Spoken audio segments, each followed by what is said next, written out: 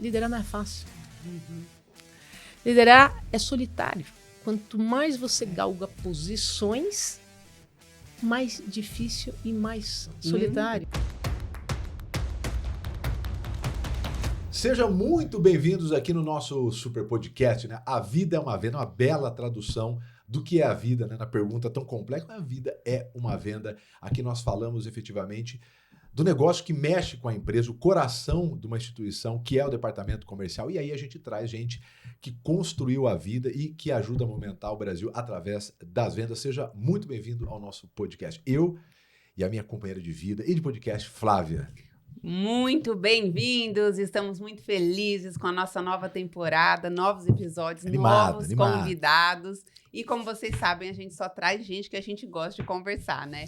Então eu sou, para quem não me conhece, eu sou psicóloga, especialista em desenvolvimento humano, apaixonada por experiência do cliente e vamos trazer muito assunto para contribuir. Para começar com a convidada de hoje, vou fazer uma pergunta aqui para o Thiago. Me fala 3 empresas que seria aquele currículo que chegaria para você assim, de cair o queixo. Tirando o meu currículo que já que caiu é o teu queixo e tudo mais. Ele viu meu currículo e me chamou para ser sócia da empresa. Posso Não, falar? Tirando as empresas que eu trabalhei. Todo mundo achou que iria trabalhar, né? Nike, Apple e Microsoft. Pois é. Se você também pensou nessas empresas, bora lá que a nossa convidada de hoje tem esse currículo. Liderou nessas grandes empresas. Vou contar um pouquinho do currículo dela resumido aqui para vocês. Bom, vamos lá. Recebemos uma pessoa que mostra o jogo não apenas nas quadras, mas nos negócios também. Ganhar não é só papo de vendedor. Antes de tudo, ela foi campeã brasileira e tricampeã paulista de tênis. Começou sua carreira executiva na Microsoft como estagiária, cresceu e passou a liderar canais de distribuição. Foi onde descobriu sua paixão por vendas. Aham!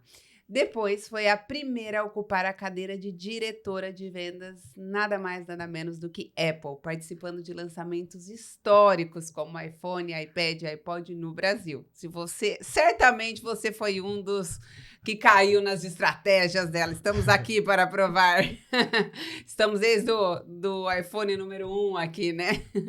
Bora lá. Na Nike, foi gerente de linha feminina e chegou a diretora global de vendas. Também é autora do livro Power Skills, com mais de 200 mil cópias vendidas e atualmente trabalha como empreendedora, sendo fundadora do Daft Space e sócia da Power Jump, ajudando líderes e vendedores a performarem como atletas de elite. É isso? Seja bem-vinda, Daphne Blaschkauer. O sobrenome dela é muito poderoso. Um dos motivos que a gente chamou ela para vir aqui é para aprender. O sobrenome desse já pode colocar direto no cargo de diretora. Mas eu não vi o currículo. Não, mas não tem como, tá? Você vai falar com a doutora Blaschkauer.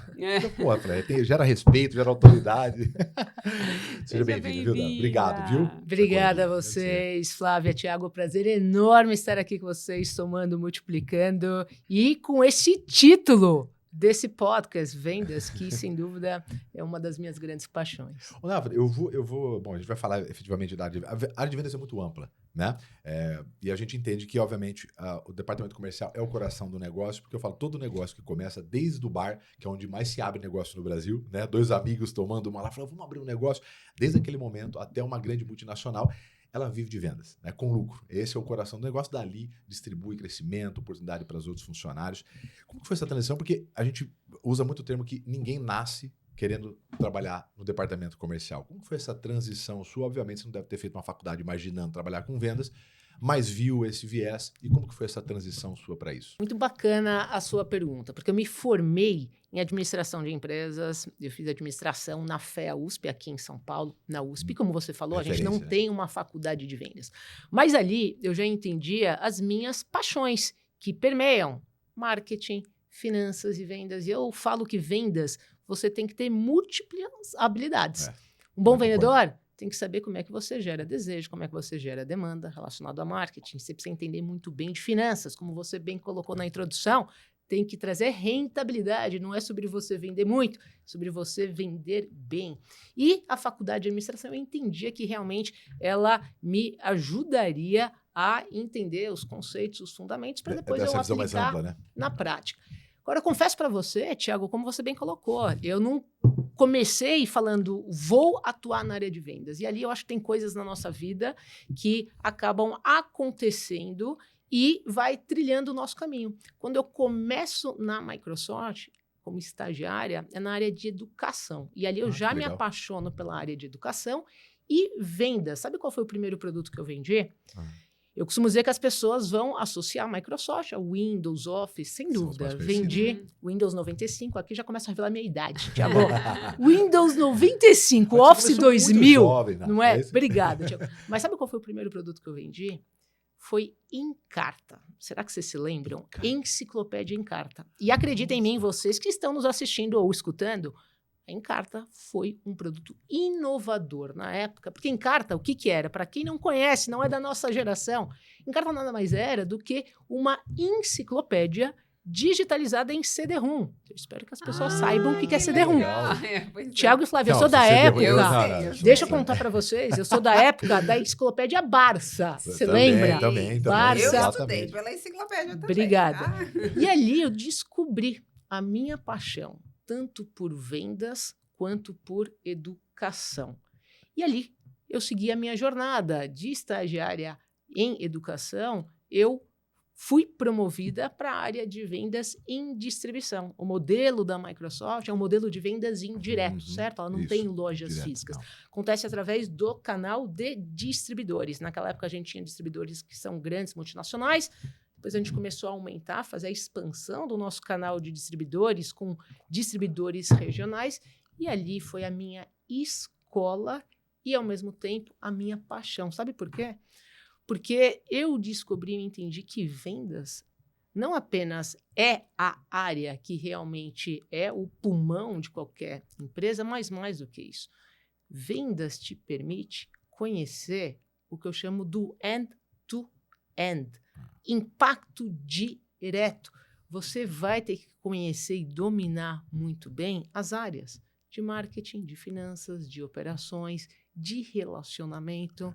Então, ali eu me apaixonei. E um outro ponto, eu sempre gostei de estar em áreas de desafio e de impacto. E vamos combinar? Imagina. Vendas, você tem que matar um leão por dia. E eu adoro ser desafiada. Eu adoro ter uma meta, eu adoro superar a meta. E ali eu entendi que realmente vendas estava literalmente na minha veia.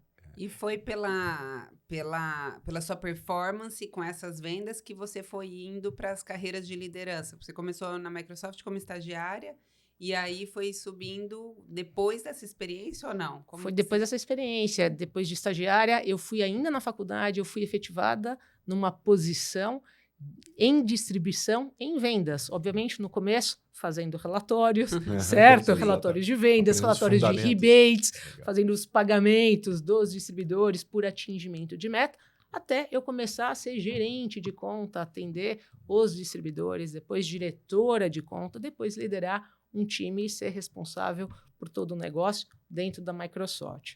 Existe uma dificuldade muito grande, né, de fazer essa transição da carreira do pessoal da área operacional. Isso é muito comum, você deve ter visto dentro da sua carreira, deve ter tido liderados disso, fazer a transição do operacional de vendas, quem é vendedor, né, para o cargo de gestão, essa transição. Em grandes empresas, geralmente tem um processo de sucessão, enfim.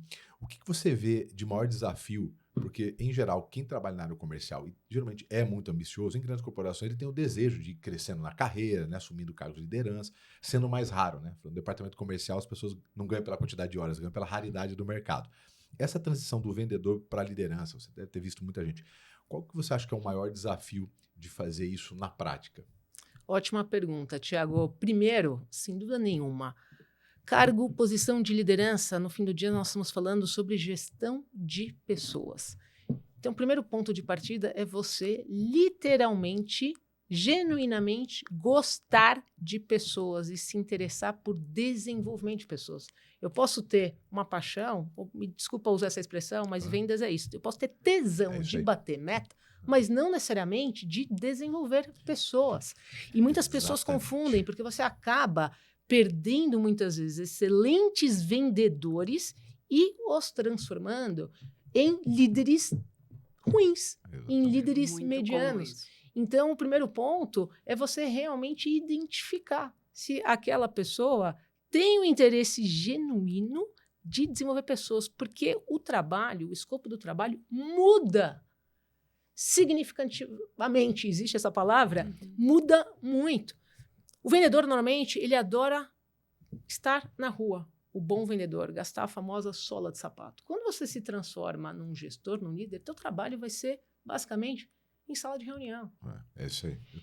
Esse é um outro ponto que eu mais vejo... sobre a agenda, né, do que sobre uma grande habilidade. Exatamente. Né? É sua habilidade de saber trabalhar de forma cross-funcional, de impactar, de influenciar outras áreas. É sobre sua habilidade de visão estratégica. Então, você sai da execução, daquilo que é a sua paixão, relacionamento com clientes, de estar na rua, de estar no campo, para um trabalho completamente diferente, que exige diferentes habilidades. Então, o primeiro ponto de partida é realmente entender se aquele profissional tem esse desejo, porque muitas vezes, eu falei muitas vezes para o meu time, o que você realmente quer? Você quer o cargo, o título, o salário, ou você quer o escopo do trabalho? Porque você pode se frustrar nessa transição. Escopo do trabalho. Acho que é a falta de discussão, né, disso, de quem vai... o que mais comum acontece, né? Como a maior parte das empresas são familiares, pequenas empresas, é isso, né? O melhor vendedor, você sobe ele, é o que mais acontece. Mas eu acho que é porque, em geral, nem quem sobe, né, e nem quem vai subir sabe o escopo do trabalho. Né? Quer dizer, olha, você está indo para dentro daquela sala. Deixa eu te falar o que tem dentro daquela sala, como você tem que se comportar e qual o seu objetivo lá dentro. Acho que é uma conversa, eu acho que se a gente conseguisse ter essa conversa antes de qualquer decisão, né, para subir bons vendedores, talvez as pessoas elas tivessem menos problemas com relação a isso. Perfeito, né? Thiago. E eu vou complementar. Eu acho que o ponto de partida é a gente entender de uma forma simples o que é uma posição de liderança. Qual que é exatamente a função de um líder? Eu, para simplificar, eu falo que são 3 grandes coisas. A sua capacidade e habilidade de visão estratégica. O que é liderar? É direção. Uma curiosidade, a origem da palavra liderar vem do inglês, que é lead, é você estar na frente, é ter o papel, dar a visão, a direção. Segundo, é a capacidade de execução. Como é que você tem essa capacidade de execução? Conecta com o terceiro. É a sua capacidade de contratar, capacitar e desenvolver seu time. Então, o primeiro ponto de partida é a clareza do que é a posição. E a partir daqui, você já entende que é completamente diferente do que a posição de vender. Exatamente. E tem muito, na pequena empresa, a pessoa sobe o cargo de gestão. Então, o dono vai lá, vê o melhor vendedor, sobe ele ali, porque, claro, o dono ele está tentando buscar cada vez menos ter ali trabalhos efetivos, porque ele tem que fazer tudo isso no começo. Né? E essa transição de levar a pessoa para a liderança tem um principal erro de vendas que permite que o gestor continue vendendo. Aí é a maior certeza do universo que ele não vai fazer esses 3 pilares que você falou. Porque isso é muito complexo, né? É agenda. É tempo de agenda liderar. E as pessoas não conseguem fazer, porque aí ele pode vender. E aí qual que é o objetivo final? O objetivo final é que a empresa faça os 100 mil lá para o gestor. Então, se já que é 100 mil, deixa eu ir para a rua, eu faço 70 mil, depois meus outros 5 vendedores fazem os 30 e o meu cargo aqui como gerente está garantido. Né? E o interessante, na última empresa que eu trabalhei, eu liderava o plano de sucessão, né? Toda a trilha de desenvolvimento. E eu começava, além dessa primeira pergunta, porque você quer ser líder, e muitas vezes vinha pelo cargo, pelo salário, e até lá, né? Especificamente lá, o salário mensal do vendedor era maior do que do gestor, porque envolve comissão, e do gestor não. Então, né, obviamente tinha os bônus depois e tudo mais para o gestor, mas ali o mensal era. E era muito fácil perceber conforme a trilha de desenvolvimento. Você via o nível de envolvimento das pessoas que tinham essa capacitação para liderança, que tinham esse desejo verdadeiro para a liderança, o quanto se envolvia com os cursos, com as mentorias, com aquilo. Agora, aquele vendedor que você sabia que ia ser um gestor que possivelmente não daria certo, ele não queria nem aprender aquilo, ele queria estar na rua vendendo. Então, ele não queria parar um tempo para aprender alguma coisa nova que ele ia usar como uma habilidade para liderança. E ele falava, isso não precisa. Para ser líder, eu não preciso disso. Ali eu já sabia que aquele não ia chegar num cargo de liderança, ou seria frustrado. E tem um outro ponto. Eu falo muito isso em palestra, que são as verdades inconvenientes da liderança. Primeira delas, liderar não é fácil. Liderar é solitário. Quanto mais você galga posições, mais difícil e mais solitário. Eu estava anotando uma pergunta para não esquecer justamente. Liderança não é torneio de simpatia, né? E deixa eu, só para você continuar exatamente com isso, né? Porque onde você chegou na sua carreira, dentro dessas instituições, a Flávia fez toda a carreira também em grandes multinacionais, né? Líderes mundiais, é um jogo muito desafiador. Porque é muita gente boa. É muita gente boa. Não tem mais ou menos bobo dentro de grandes instituições dessas. A briga de desejo, né, financeiro, de ego, é gigantesca. Né? E, obviamente que, como qualquer lugar, tem um jogo político, então assim, é muita habilidade envolvida. Para chegar onde você chegou, não tem como não ter sacrifício, né? Abrir mão de algumas coisas. Quais foram os principais sacrifícios que você teve que fazer para chegar nos cargos dentro dessas empresas que você chegou? Deixa eu ver como é que eu te respondo, porque eu não coloco como sacrifício, eu coloco como trade-off, trocas que eu fiz. Porque trabalhar nessas empresas, eu trabalhei em empresas que eu era apaixonada como consumidora e empresas, como você bem colocou, Tiago, que tem os melhores profissionais, mentes brilhantes. E eu que sempre fui apaixonada por me desenvolver, por buscar a minha melhor versão, nessas empresas eu tive escola em cada uma delas, com modelos de negócios diferentes e cultura diferente. Microsoft, Nike e Apple, eu me moldei nessas empresas. Então, eu não posso dizer de forma nenhuma que eu me sacrifiquei. Foi, na real, um privilégio eu poder ter trabalhado nessas empresas. Mas isso não significa que foi fácil. Não foi fácil. E aí, para o teu ponto, que eu acredito que é muito na questão do trade-off. Trade-off, muitas vezes, no que diz respeito ao meu bem-estar. Eu sou da geração que a gente trabalhava 8, 10 horas por dia. E muitas vezes... E era isso. Não era um sacrifício. Não era, exato. E era o pedala e rema. A gente não falava sobre burnout naquela época, certo? Agora, claro, teve trade-off, sem dúvida nenhuma. Teve trade-off, muitas vezes, de eu ter um foco muito maior no trabalho do que na minha saúde. Nunca tive nenhum tipo de impacto. Até porque eu acredito que o meu background de atleta, de mentalidade, a minha base, me ajudou muito no que diz respeito a já ter desenvolvido habilidades-chave para você lidar num ambiente muito competitivo, que é resiliência, por exemplo. Então, agora, eu tive muitos desafios e dificuldades, como lideranças tóxicas, como assédio moral, como assédio sexual, sendo mulher. Então, foi fácil? Não foi fácil. Agora, sem dúvida nenhuma, estive em empresas dos sonhos onde eu tive que conviver situações muito duras, difíceis, com chefes, gestores tóxicos, com vaidade. Imagino. E, ao mesmo tempo, eu costumo dizer que é no desconforto que a gente tem o crescimento. Todo o crescimento que eu tive ao longo da minha carreira, tanto como atleta, como executiva, ele veio desse desconforto, ele veio de uma dor. E aqui é importante, Flávia e Thiago, eu não vou aqui romantizar dor, tá? Muito pelo contrário. Eu não gosto de perder, não gosto de derrota, não gosto de não bater meta, não gosto de ter que lidar num ambiente tóxico, não é sobre isso. Mas nós precisamos desenvolver habilidades para lidar com isso. E foi justamente com esses desafios, num ambiente super competitivo e de alta performance, que eu fui desenvolvendo essas habilidades para eu realmente performar, entregar e eu me tornar a minha melhor versão. Legal. E o que te fez? Foi buscar mais desconforto? Ou o que te atraiu mudar de uma grande empresa para outra grande, depois para outra maior e ainda ter a coragem de sair e empreender? Assim, o que você buscava em cada uma dessas mudanças? Muito legal sua pergunta. Eu sou movida a desafio. Esse é o primeiro ponto de partida.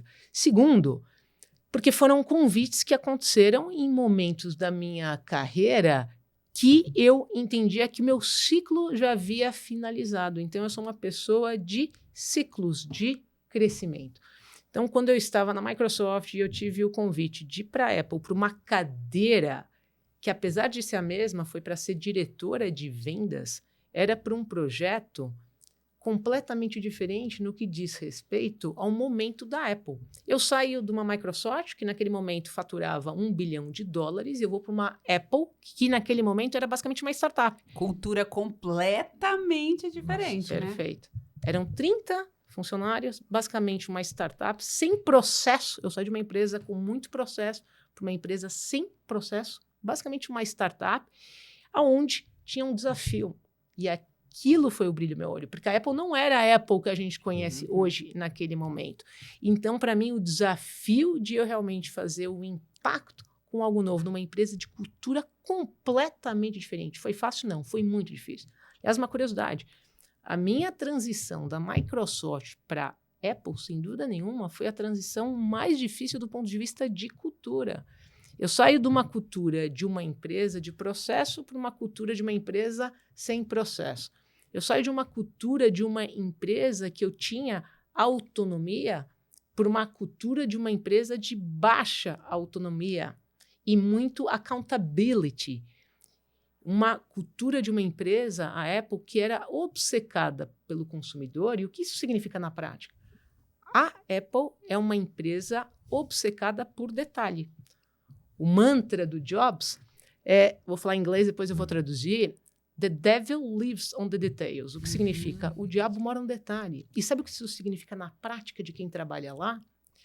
Significa micromanagement, significa microgerenciamento. Uma curiosidade de vocês que amam vendas, eu tinha uma call semanal na Apple, toda sexta-feira, com o VP da América Latina, onde ele não ia me fazer as perguntas básicas, clássicas, Daphna, como é que está a meta, como é que nós vamos atingir esses objetivos. Não era sobre isso.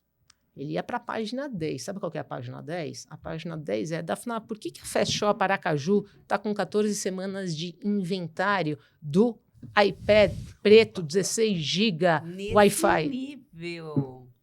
Nesse nível. Ele sabia o nível de estoque de cada varejista e, principalmente, qual que é o plano de ação?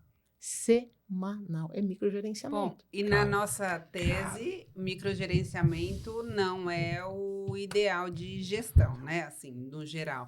Olhando para quem viveu num modelo Microsoft, e é interessante, de fora parece o contrário, né? Assim, mas olhando, você vê vantagens desse microgerenciamento ou realmente na prática você vê que não é efetivo? Bom, a resposta está quando a gente olha as empresas mais valiosas, certo? A gente vai estar com Apple e Microsoft. Sabe como que eu te respondo? Cultura. Não adianta você querer replicar um modelo da Apple para qualquer outra empresa, porque existe uma cultura em que o microgerenciamento faz parte e dá certo.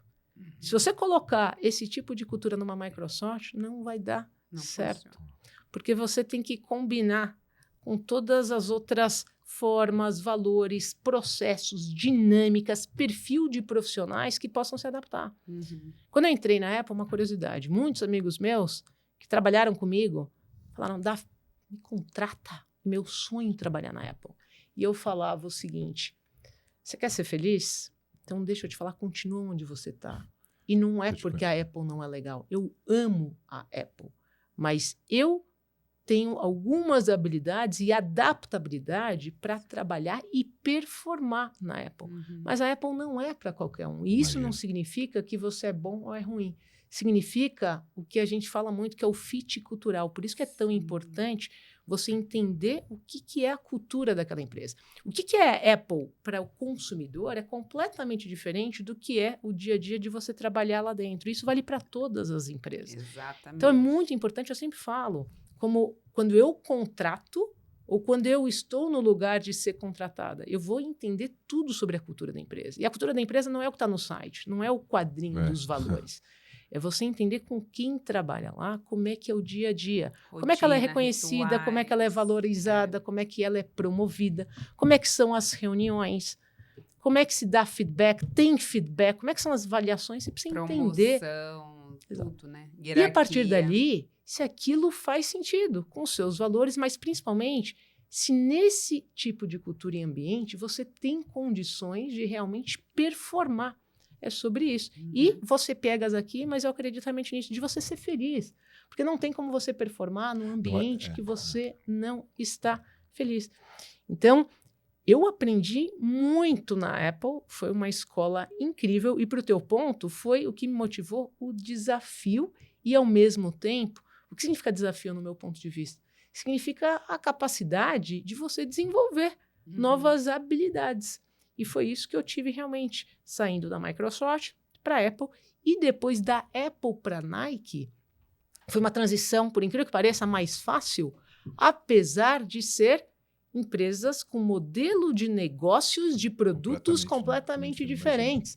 A Nike tem uma complexidade que eu nunca tinha tido tanto na Microsoft como na Apple. A começar do ponto de vista de número de SKUs. Justamente, eu imagino a quantidade de SKUs, Thiago, de SKUs. Deve trocar. A quantidade de categorias. Você vende gênero, você vende homem, mulher, crianças, tamanho, sizing, cor de produto. Você vende calçado, você vende vestuário, você vende equipamento, você tem coleção, sazonalidade.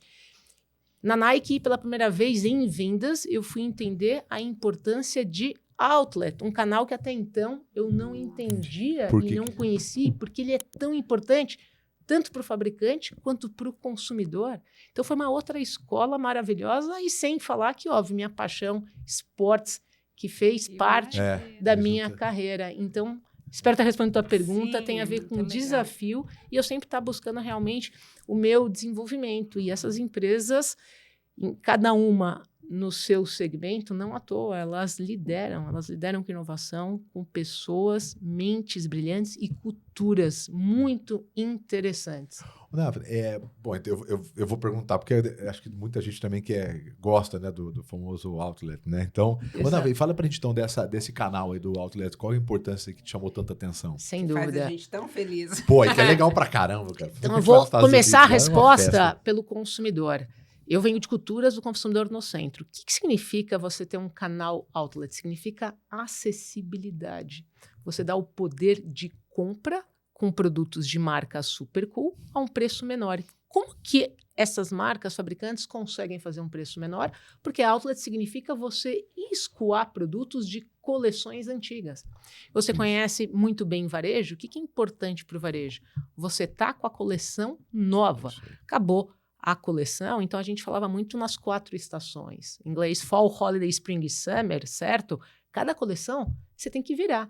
Se o estoque, se o forecast que você fez para aquele trimestre, para aquela coleção não girou, o outlet é um canal extremamente importante, porque é o canal para você escoar e, mais do que isso, para você proteger a sua marca. Ou seja, ele te permite você vender um determinado produto num preço cheio a um preço com 30% de desconto, 40% de desconto.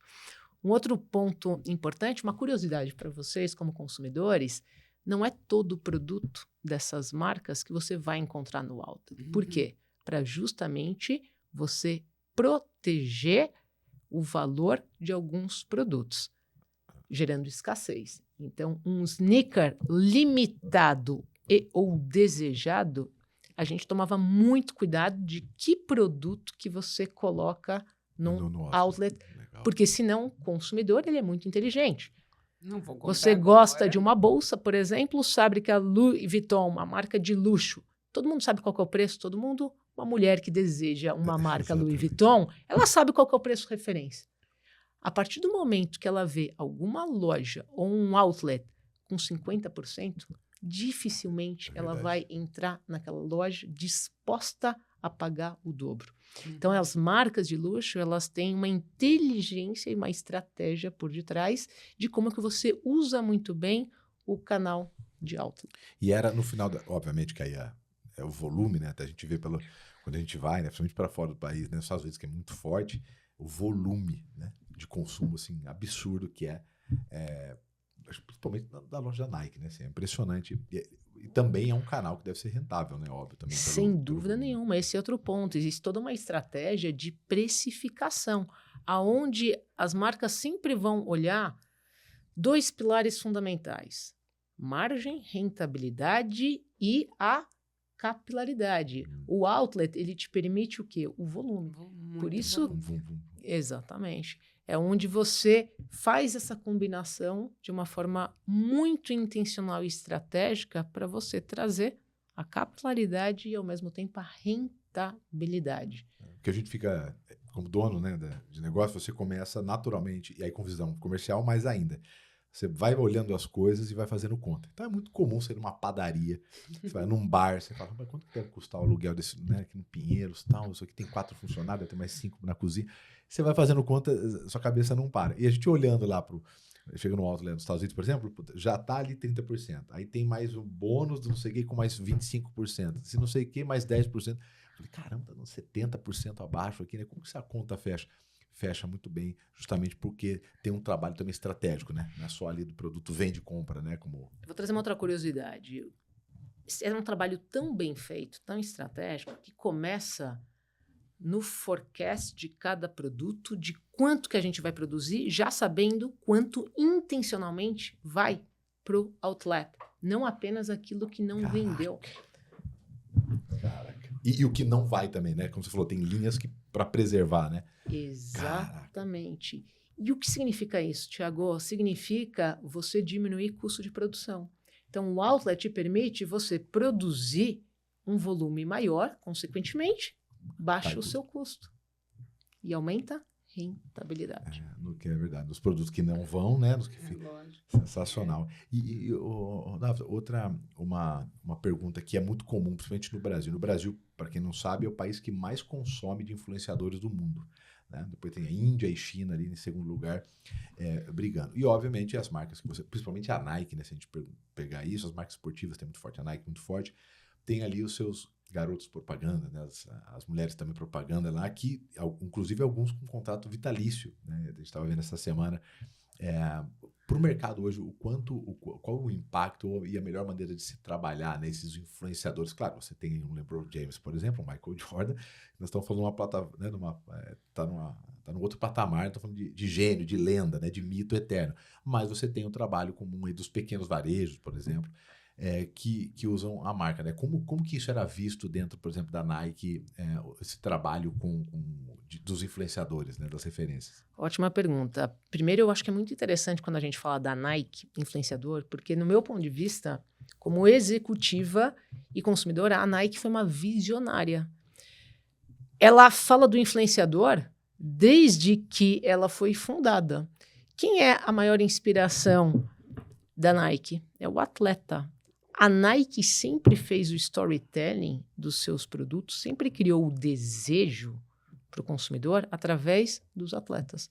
O maior case, sem dúvida nenhuma, é o Michael Jordan. Vou contar uma curiosidade para vocês. Vocês sabiam que a marca Jordan é a segunda marca mais valiosa de esportes, que fica apenas abaixo da própria Nike? E que é da... Nossa, eu sabia não. E nós estamos falando de uma época pré-internet. Nós estamos falando de uma época pré-Google, pré-influenciador. E o que o Jordan foi e continua sendo? Um influenciador. Todo atleta. E a Nike teve uma sacada, no meu ponto de vista, brilhante, porque ela entendeu quem pode ser o melhor vendedor do seu produto relacionado à performance. O atleta. Então, esse é o primeiro ponto. Eu acho que a Nike foi, talvez, olhando... Agora que você está falando, né? Olhando antes, agora é mais fácil por causa da internet, mas acho que a Nike foi a primeira empresa a fazer isso, né? A ter uma figura. É o que eu estou dizendo. Forte, exatamente. Né? Entender o que é um influenciador. Só não usava esse nome. Mas o Jordan foi exatamente isso. E pré-internet. Mas a gente via o Just Do It na figura de um atleta. E, consequentemente, você cria o desejo do consumidor de comprar. Qual que é a frase que é o mantra da Nike? Se você tem um corpo, você é um atleta. E o famoso Just Do It. Vai lá e faça na figura do atleta. Você quer uma figura mais inspiradora? A gente vê um atleta jogando basquete. Você pode não ser um jogador de basquete, mas é o lifestyle que você vai comprar. Ou você vai ver um corredor e você vai querer sair correndo aqui no Ibirapuera com aquele tênis, com aquela tecnologia. Então, para mim, a Nike foi visionária. Aliás, tem um corte do Jobs, Steve Jobs, muito interessante, super antigo, depois quem for procurar, em que ele faz uma referência justamente a isso. A Nike entender o valor da influência através do atleta e como a Nike conseguiu transformar um produto que é puro commodity, vamos combinar? O que é um calçado? O que é um tênis? Commodity, num produto de desejo. O Jobs se inspirou na Nike. E uma curiosidade para vocês, não sei se vocês sabem, mas o Jobs fazia parte do conselho da Nike, hoje o Tim Cook faz parte e vice-versa. O Phil Knight também fazia parte do conselho da Apple, certo? Então tem uma inteligência. E respondendo a sua pergunta, agora de forma mais direta, eu entendo que para todas as marcas, não importa qual é o segmento, hoje, mais do que nunca, o mundo ele é digital. O papel do influenciador é essencial, fundamental, nosso país, como você falou. E o mais importante, a palavrinha-chave se chama autenticidade.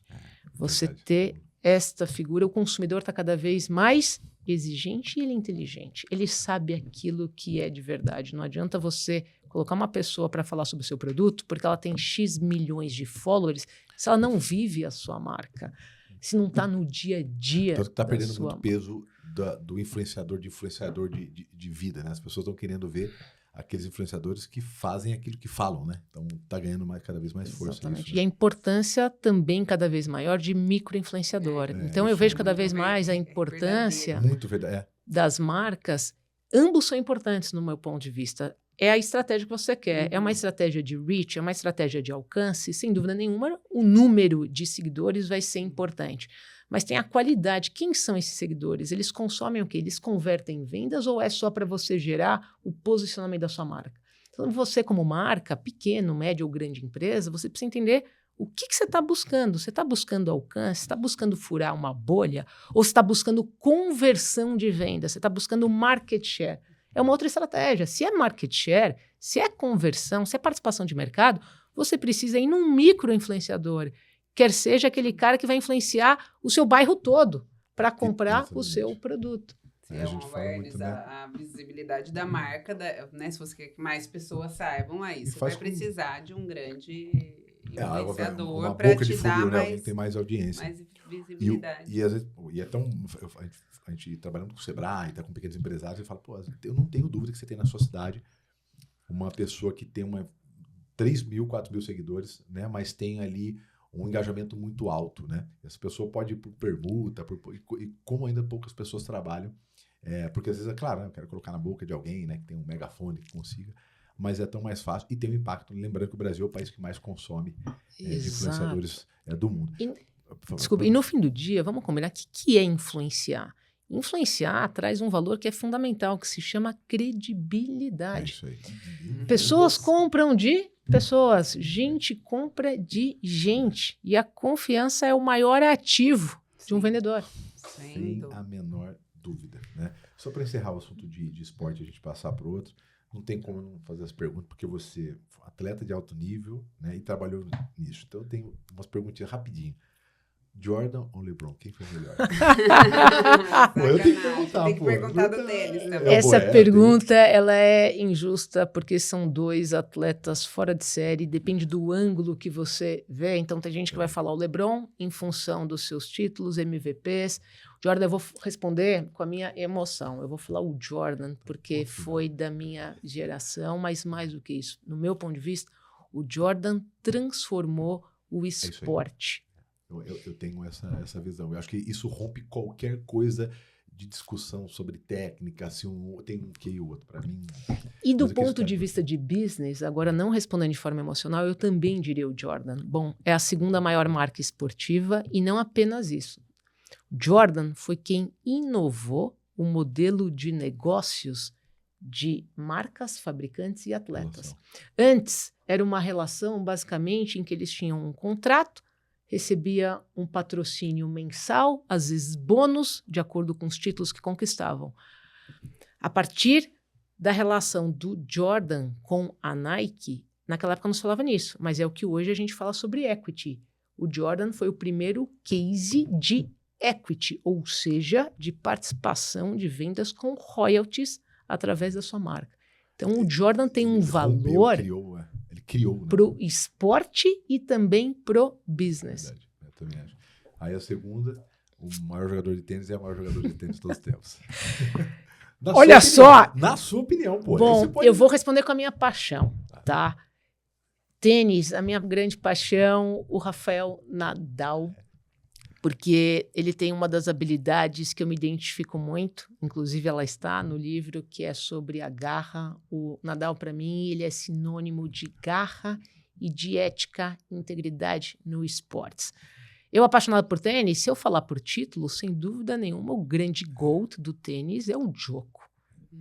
É surreal a quantidade de títulos que ele conquistou. Eu ouso dizer, apesar de estar um Carlitos aí, acabou de ganhar, Tóquio é um fora da curva. O Carlitos está elevando o tênis para um outro patamar do que é o tênis, que é uma combinação de potência, velocidade, de alegria, de flexibilidade, de suavidade, os drop shots que ele dá. Cuidado que eu vou ficar aqui agora o resto falando sobre tênis. Mas só para fechar, o Djoko, sem dúvida nenhuma, do ponto de vista de títulos, eu ouso dizer que vai ser muito difícil algum atleta bater a quantidade de títulos que ele conquistou em Grand Slam. Inclusive tem da Netflix, tem do Alcaraz, né, agora, né? Tem um documentário legal. Exatamente. Dele, legal, muito legal, vale a pena. Pra qualquer pessoa, não precisa nem gostar de tênis, é muito legal. Vale a pena assistir, mas o Nadal, para mim, ele é esse sinônimo de garra e de paixão pelo esporte, sabe? De deixar tudo que ele pode numa partida. E ele me emocionava, eu chorei em algumas partidas por isso. E você falou sobre mulher, sem dúvida nenhuma, tenista Serena Williams, a maior dentro e fora das quadras. Para mim, a Serena, assim como o Jordan, não vou comparar a irrelevância de cada um, mas eu falo principalmente no esporte, principalmente sendo mulher, onde a mulher sempre teve que fazer muito mais esforço para ter uma presença, uma relevância. E a Serena Williams, ela quebrou muitas barreiras. Tanto do ponto de vista de títulos, se não me engano, ela ganhou 23 títulos de Grand Slams, e sendo uma mulher negra. Outro filme que vale a pena ver também, sem dúvida nenhuma, a história das irmãs Williams, o papel do pai delas. Deixa eu fazer só uma pontuação disso. A gente assistiu do Beckham também, né?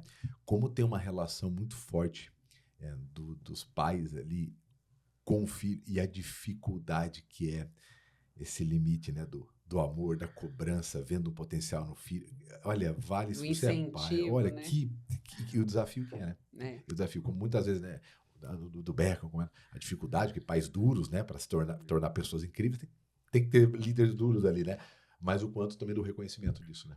Adorei a sua fala, porque ela conecta muito com uma frase que eu digo de liderança. Liderança é cobrar e cuidar. Não é apenas sobre você cobrar. Cobrar, você vai esgotar, e não apenas isso. Todos nós, seres humanos, a gente precisa do cuidado, e a gente precisa do reconhecimento, precisa se sentir valorizado, para você voltar no dia seguinte e treinar ali 8, 10 horas por dia. Mas, ao mesmo tempo, com a cobrança. Porque eu digo que o coach no esporte, ou o líder, é nosso papel de enxergar o potencial que nós mesmos não sabemos que nós temos. E a gente só vai saber isso quando a gente é puxado para um lugar que a gente... A gente discute muito isso, né? Que eu vejo essa questão de nascer grandes atletas no meio que a gente vive, numa certa classe social, eu percebo pelas relações que a gente tem com os amigos e filhos de amigos, cada vez mais difícil. Porque as crianças a gente está numa geração de poupá-los de muitas coisas, de uma educação positiva, em muitos casos em excesso, em que o esporte não dá para ser assim no esporte. Tanta tolerância, tanta aceitação, o respeito excessivo ao limite. Então, a gente vê em campeonatos, né? O Theo, nosso filho, faz jiu-jitsu, né? Campeão de jiu-jitsu e tal. Mas, assim, é uma dureza para passar a barreira do tô cansado, hoje eu não quero, eu não gosto. Tudo vai até o limite. Passou, natação é legal enquanto é brincadeira. Chegou num nível de que agora você tem que aprender a nadar. Não quero, não gosto mais de natação. Tênis e assim vai. E eu vejo que as posições dos coaches, né, dos professores e tudo mais, está limitada há isso nessas escolas particulares de escolinha de qualquer coisa, de natação, tênis e jiu-jitsu, a não ter essa cobrança num nível um pouco mais alto, formando ou não formando atletas de alta performance, né? E isso é muito triste. A gente tem discutido isso em relação aos nossos filhos, inclusive. Não, perfeito. Eu digo, tem uma frase que é o seguinte: o conforto é a armadilha para o crescimento.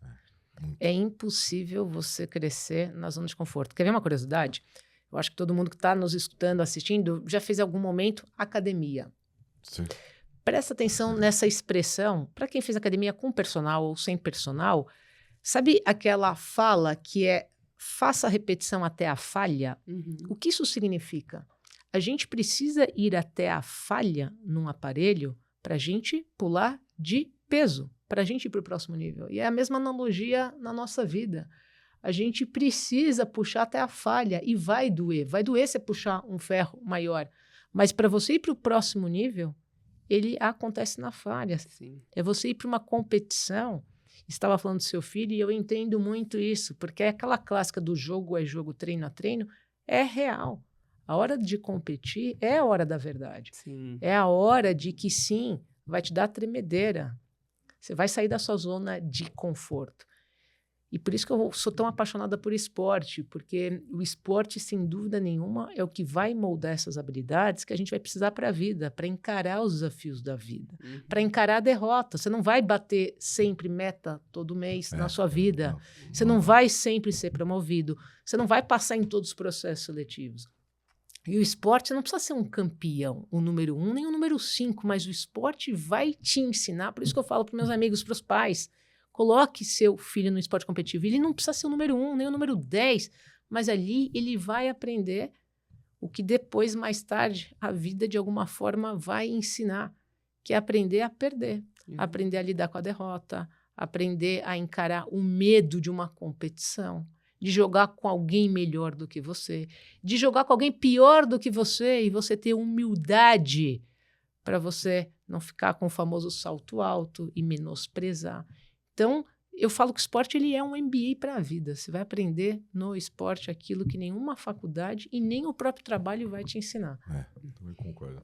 E o último capítulo da sua história, quando você está no auge na carreira na Nike, como que você salta aí pro empreendedorismo, né? Chegou onde todo mundo queria chegar, como você foi para essa jornada? O que me moveu, eu trabalhava em multinacional também, e o que me moveu foi justamente a paixão por uma questão nossa em conjunta, em poder empreender junto, e os filhos, uma questão de equilíbrio, porque você mesmo disse, a jornada de executivo é muito exaustiva. A gente, com 2 crianças, eu falei, vamos tentar encontrar alguma coisa. No seu caso, o que é que foi? Ele não aconteceu de uma forma intencional nem planejada. Como você bem colocou, eu estava realmente na minha posição dos sonhos, empresa dos sonhos. Eu sou apaixonada pela Nike. Os atletas têm contrato vitalício, certo? Grandes atletas, eu contava curiosidade para vocês, eu tenho um benefício vitalício da Nike, que é o desconto de funcionário para o resto da minha vida, com produtos, pelo fato de eu ter realmente ocupado a posição de diretora global de produtos digitais. Então, eu estava na minha posição dos sonhos. Eu amei a experiência de morar fora. Meus últimos 4 anos eu morei nos Estados Unidos, em Portland, Oregon, que fica na costa oeste, para quem não conhece, quase que fronteira com o Canadá, acima de Seattle. Fresquinho onde lá. super fresquinho. Fresquíssimo, 9 meses do ano, uma temperatura média de 7 graus, digamos assim, exato. Mas foi uma experiência incrível em vários aspectos. De morar lá, fora. Trabalhando no papel global. Exatamente. Fiquei como diretora global de produtos digitais e antes como diretora de vendas para Ásia, Pacífico e América Latina. Que animal. Então, foi uma experiência incrível de morar fora e de, principalmente, conhecer consumidores de Japão, de Coreia, de Austrália, de Vietnã. Então, foi muito rico profissionalmente e pessoalmente. Aliás, eu recomendo para todo mundo a experiência de morar fora. Eu digo que eu me tornei não apenas uma profissional melhor, mas uma cidadã melhor, muito melhor do mundo. Você torna uma pessoa muito melhor. Exato. Obviamente, se você não tiver um viés para ser um bandido, óbvio, né? Exato. Se você é uma pessoa boa, te torna uma pessoa melhor e isso, consequentemente, o trabalho é só consequência. E respondendo a sua pergunta, estando realmente nessa cadeira dos sonhos, o que aconteceu? Tivemos a pandemia, certo? Aonde eu fiquei literalmente locked, ou seja, trancada. Eu não pude sair dos Estados Unidos por 2 anos. E a partir dali, eu sou uma pessoa que leio muitos sinais. Eu sempre fui muito analítica, vendas, mas ao mesmo tempo eu sempre senti o meu instinto, que a gente chama de gut. E a pandemia, sem dúvida nenhuma, foi um momento para todos nós de pausar, de refletir. E ali eu comecei a sentir muitas saudades de voltar para o Brasil. Quando eu fui para os Estados Unidos morar, eu fui com uma clareza muito forte de que eu queria ter essa experiência e que eu ficaria ali até eu realmente sentir que eu estaria feliz e, volto para o ponto que eu falei anteriormente, ter fechado um ciclo. Quando eu fui para lá, eu fui realmente ali com o objetivo profissional de eu estar numa cadeira de geografia e uma cadeira global e digital. E eu dei a minha ticada, o meu check. E pessoal de morar fora. Com a pandemia, eu refleti e senti que era meu momento de voltar. Eu estava com muitas saudades do nosso país. Eu amo o Brasil. Aqui é onde está minha família, meus amigos, minhas raízes. Então, partiu dali a minha volta. E quando eu voltei, coincidiu com o momento da editora Gente me convidar para escrever um livro que tem uma outra curiosidade. Todo mundo acha que foi intencional, que eu queria, estava no meu plano, no meu roadmap, pessoal e profissional, escrever um livro. E não estava, né? O famoso escrever um livro, plantar árvore. Já plantou árvore ter também. Filho. Curiosamente já, mas essa é uma outra curiosidade pela minha paixão por café, mas a gente deixa isso para outra conversa. Para uma outra conversa. Só para entender como que foi as experiências globais e as diferenças depois. Vai ver na Boa. Mas para finalizar a sua pergunta, esse convite, que também não estava nos meus planos, eu acabei me apaixonando pela escrita, e eu escrevi meu livro, não teve aqui ghostwriter, eu escrevi cada vírgula, cada parágrafo, eu trabalhei no meu livro como se fosse um produto, como se fosse um iPhone ou como se fosse um Air Max. Em que sentido? Eu alinhei com a editora Gente que eu não apenas escreveria o livro, mas toda a parte gráfica, de capa, de cores, e a parte que a gente ama, certo, Thiago, de vendas. Então, qual que é o meu grande tesão? Era realmente fazer o projeto end-to-end. Era cuidar da capa, do livro, do conteúdo, da precificação, da distribuição, da estratégia de pré-venda, da estratégia. Então, para mim, foi como se fosse, e foi, o meu produto. E essa jornada foi tão apaixonante, e junto com todo o time da editora Gente, com a minha sócia, Anita Fischer, que hoje trabalha no Super Jump. E a tua pergunta foi muito legal, porque você falou sobre esse salto. E foi exatamente isso.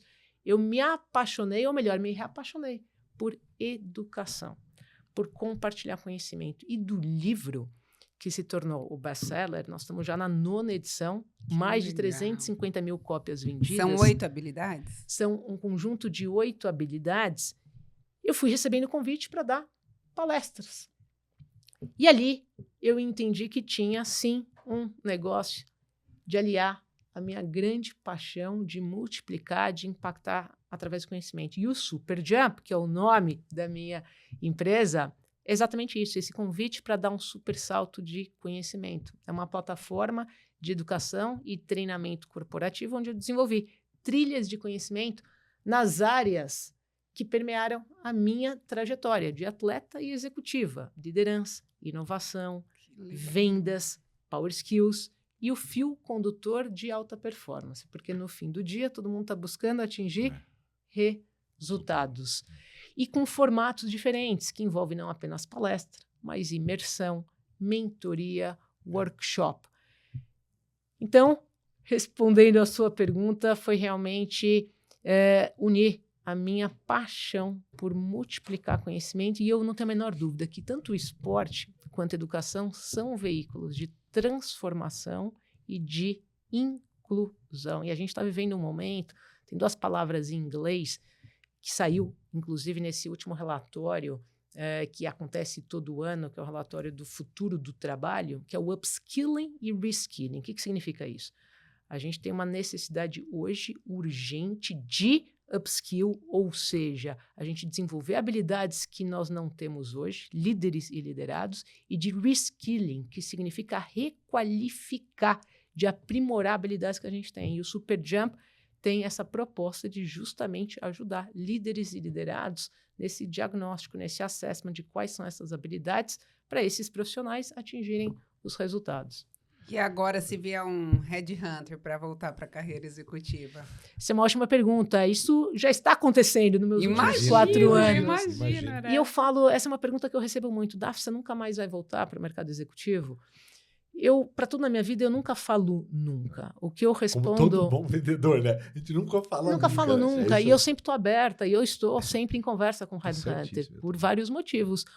Porque eu sou uma curiosa. 2, eu gosto de saber como é que eu estou realmente, qual é o meu pulso do meu valor no mercado. Eu acho que é importante do ponto de vista de networking, de relações, para o meu próprio trabalho atual. Perfeito. E eu falo nunca porque... eu falo nunca, mas ao mesmo tempo é difícil eu voltar. Por quê? Eu falo que eu estou no meu momento atual, que é o meu capítulo dos meus 3 P's. Paixão, pessoas e propósito. E é muito difícil. Tem que ser algo que eu também seja tão apaixonada quanto eu sou hoje. Hoje eu tenho a possibilidade de escolher as pessoas com quem eu trabalho e para quem eu trabalho. E o propósito, que antes eu tinha um impacto dentro da empresa que eu atuo. E às vezes de forma indireta, com distribuidores, com varejistas. Mas hoje o meu impacto ele é muito maior em todos os sentidos. Que vai além de São Paulo. Viajo muito e eu faço questão, aliás, de viajar, de fazer treinamentos fora do eixo São Paulo e Rio. De novo, sou apaixonada pelo nosso Brasil. E é aqui onde eu quero realmente impactar cada vez mais, não só na vida das pessoas profissional, mas pessoal. Fantástico. Muito bom, legal, tem como sempre, legal. né? Sobrou mais umas 23 perguntas daqui. Mas Daphne também tem os seus horários aqui, mas tem umas dicas que o pessoal gosta muito, a gente também gosta, inclusive a gente pega pra gente, que são as dicas aí do dia a dia. Além do seu livro, né, do Power Skills, a gente recebeu pela editora Gente, inclusive eu deixei na empresa, agora esse aqui a gente vai levar para a nossa casa, deixar na nossa biblioteca, é muito bom, recomendo. Além do seu próprio livro, qual livro você recomenda para a nossa audiência aqui? Ótima pergunta. Eu que amo ler. Para quem acompanha minhas mídias sociais, eu acho que a cada 2 semanas eu coloco um review. Posso dar 2? Claro. Porque eu acho que combina com a audiência de vocês. Eu li muito recentemente, Foco Roubado. É um livro que eu acho fundamental nos dias de hoje, não só para líderes liderados, mas para os filhos, para educadores. A gente está vivendo, no meu ponto de vista, a era da crise da atenção. Esse livro revela, por exemplo, sabe quanto tempo que a gente gasta em mídia social? Em média, 2 horas e meia. Sabe quantas vezes a gente para no nosso dia para a gente checar mensagem? 100 vezes. Nosso foco está sendo roubado. E a gente precisa principalmente ajudar essa nova geração, porque isso está impactando na sua educação, no seu desenvolvimento, nos seus relacionamentos. Então, essa é uma dica de um livro que vale para toda a audiência. Um outro, para nós que amamos vendas, é o seguinte, é o do Chris Voss, que foi um ex-agente do FBI.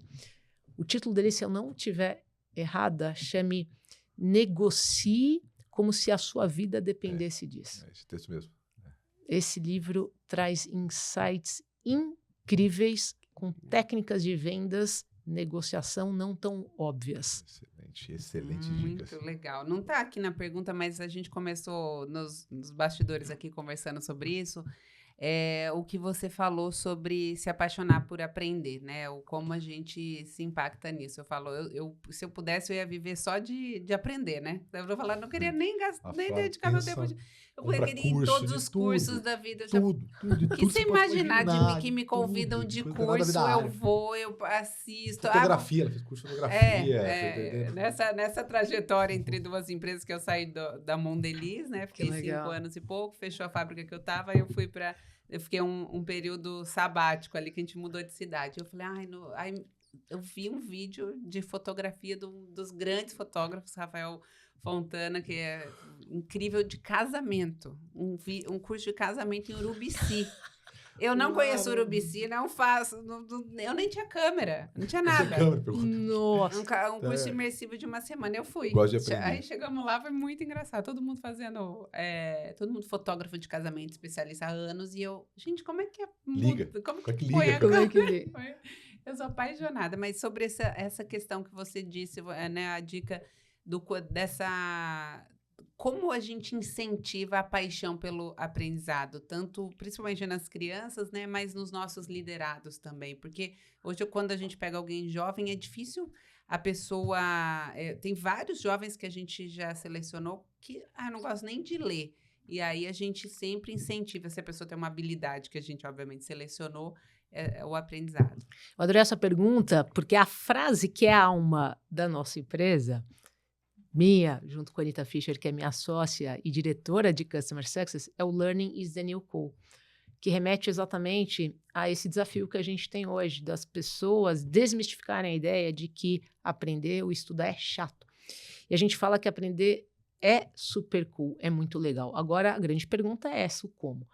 Primeira dica que eu dou é, você só vai aprender ou querer estudar aquilo que você goste. Então, ler livro, por exemplo, que é uma das grandes dificuldades, principalmente no Brasil. Vou trazer um dado para vocês, não sei se vocês sabem, mas apenas 16% da população lê. Primeira dica é, você só vai ler aquilo que você gosta.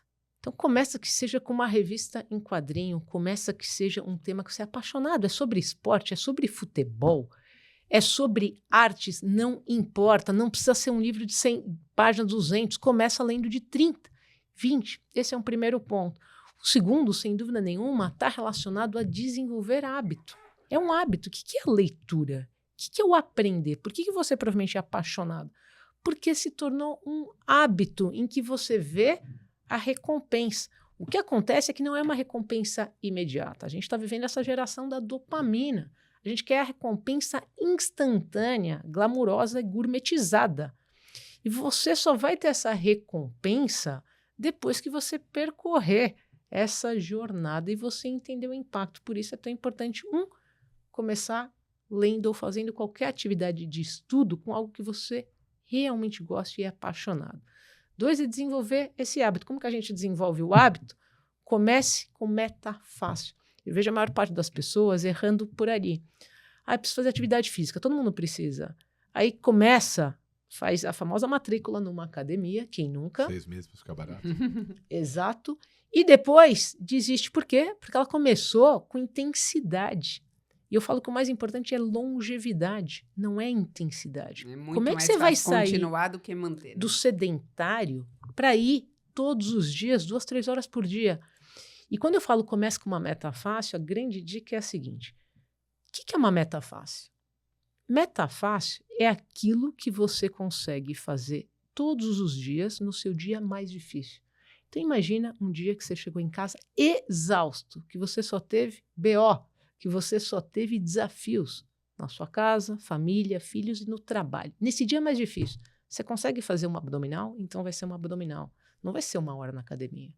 Você consegue dar uma caminhada no quarteirão?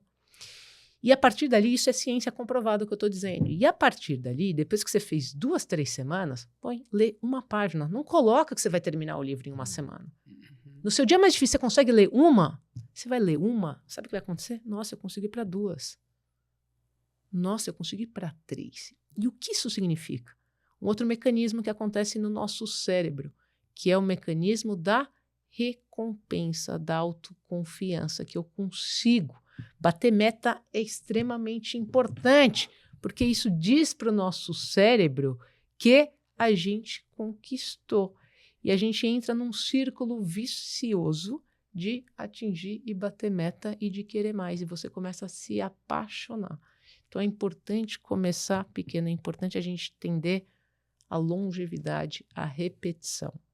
Muito bom, muito bom. E para a gente encerrar, se a vida é uma venda, qual é a sua proposta para ela? Minha proposta é sobre a gente deixar um legado. O que isso significa? É sobre a gente deixar uma marca na vida das pessoas. Eu entendo que venda não é uma troca de produto por dinheiro. É uma troca de energia por impacto. Muito legal. no fim do dia, ninguém vai se lembrar de quanto que você acumulou, não é sobre isso. É sobre o quanto que você multiplicou na vida de cada pessoa. Legal demais. Muito Sensacional. bom. Sensacional. Obrigado. Mais uma vez, eu sei do tempo, né, da correria que é. A gente tem uma agenda diferente, enfim, né? Depois, quando vira dono da empresa, né? Tem mais outras responsabilidades, a agenda fica mais complexa. Vai fazendo sucesso, né? Cada vez que as pessoas vão conhecendo, imagina aí da transferência de conhecimento sua aí na sua base, nas mentorias. Vou fazer depois um convite em público aqui, que é mais difícil dela negar. Quero, depois da gente poder conversar como que você consegue estar mais próximo também do nosso ecossistema nos seus clubes, que são donos de empresa lá. Eu não tenho dúvida que assim, um pouco daquilo que a gente já conhece de você, do livro, né, do bate-papo, a gente consegue ajudar na nossa missão lá de levar profissionalismo, né, de marketing e vendas para as empresas do Brasil. Então, quero depois fazer um convite, a gente está mais próximo. Tem pessoas incríveis, né? O Hélio está com a gente lá, também foi VP, né? Na Microsoft, foi na SAP também. Então, um cara que também com grande conhecimento e com uma energia boa. E, de novo, com a nossa tese, né? Só nos juntamos com pessoas que a gente fala assim, pô, acho que é legal chamar essa pessoa a fazer um churrasco em casa. Então, acho que faz parte da tese e quero agradecer você pelo seu tempo. Obrigada a vocês, Muito Flávia e obrigada. Thiago. Prazer enorme estar aqui com vocês nesse bate-papo. É muito legal. Eu fico feliz porque toda vez que a gente vai trazer um convidado, eu estudo, assisto o podcast, né? Vou fazendo a tarefa de casa. E é muito legal ter alguém aqui que eu assisti um podcast e falei, nossa, que legal, queria tanto fazer. No meio da entrevista, com certeza vocês que assistem também passam isso. Falam, por que não perguntaram aquilo? E aí lá eu queria... E aí ficaram aqui várias curiosidades. É muito legal. Quem puder, assistam outros episódios, porque se complementam, né? Mas o seu conhecimento, o conhecimento do livro, as power skills, as habilidades que tem aqui, destravam qualquer potencial e é uma honra ter você aqui. Super obrigada. Obrigada a vocês. Valeu. Galera, e você que gostou, óbvio, né? Compartilhar com as pessoas é sempre muito bom, como a Daphne trouxe aqui, né? Compartilhar, levar conhecimento para as outras pessoas, um bate-papo de quem de verdade constrói. Isso aqui é o coração do nosso podcast, né? Trazer pessoas que construíram aí uma excelente carreira, que são acima da média. E se você gostou, então compartilha e até o nosso próximo episódio. Valeu, galera. Abraço. Até mais. Tchau, tchau.